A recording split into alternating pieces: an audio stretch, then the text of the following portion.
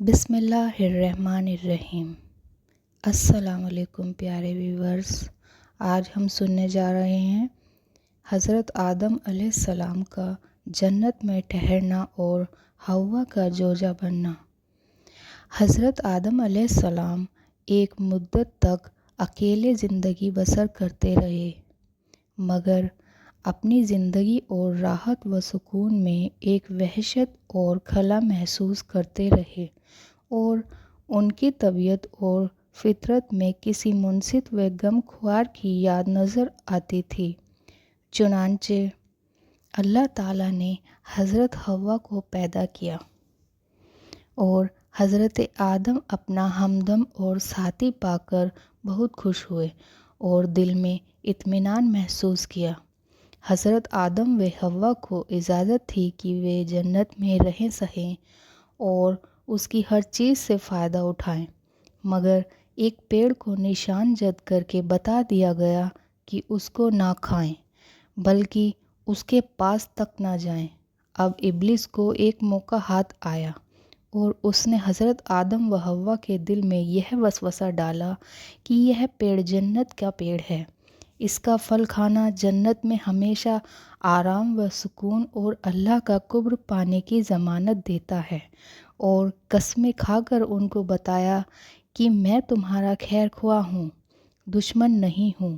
یہ سن کر حضرت آدم کے انسانی اور بشری خواص میں سب سے پہلے نسیان نے حضور کیا اور یہ بلا بیٹھے کہ اللہ کا یہ حکم ضروری تھا، نہ کہ رب کی اور سے کوئی مشورہ۔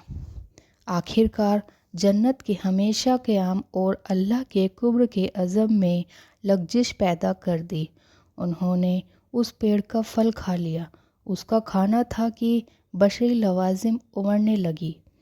دیکھا تو ننگے ہیں اور لباس محروم۔ جلد جلد آدم حوا دونوں پتوں سے سطح ڈھانکنے لگی۔ گویا انسانی تمدن کی یہ شروعات تھی کہ اس نے ڈھانکنے کے لیے سب سے پہلے پتوں کا استعمال کیا۔ ادھر یہ ہو رہا تھا کہ اللہ کا غضب اترا اور آدم سے پوچھ تاچھ ہوئی کہ منع کرنے کے باوجود یہ حکم نہ ماننا کیوں؟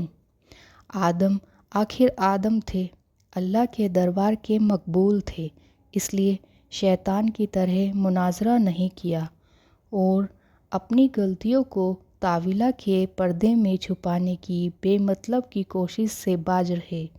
ندامت و شرمساری کے ساتھ اقرار کیا کہ غلطی ضرور ہوئی، لیکن اس کی وجہ سرکشی نہیں بلکہ انسان ہونے کے ناطے بھول چوک اس کی وجہ ہے۔ پھر بھی غلطی ہے، اس لیے توبہ و استغفار کرتے ہوئے معاف کر دیے جانے کی درخواست کرتا ہوں۔ اللہ تعالیٰ نے ان کے اس عذر کو قبول فرمایا اور معاف کر دیا، مگر وقت آ گیا تھا کہ حضرت آدم علیہ السلام کی زمین پر خلافت کا حق ادا کرے۔ اس لیے حکمت کے تقاضے کے طور پر ساتھ ہی یہ فیصلہ سنایا کہ تم کو اور تمہاری اولاد کو ایک طے وقت تک زمین پر قیام کرنا ہوگا، اور تمہاری دشمن ابلیس عداوت کے اپنے تمام سامان کے ساتھ وہاں موجود رہے گا، اور تم کو اس طرح ملکتی اور تعاونی دو ٹکرانے والی طاقتوں کے درمیان زندگی بسر کرنی ہوگی۔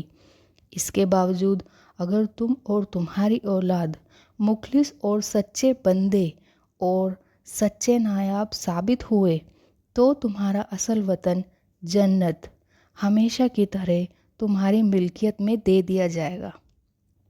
اس لیے تم اور حوا یہاں سے جاؤ اور میری زمین پر بسو اور اپنی مقرر کی ہوئی زندگی تک عبودیت کا حق ادا کرتے رہو۔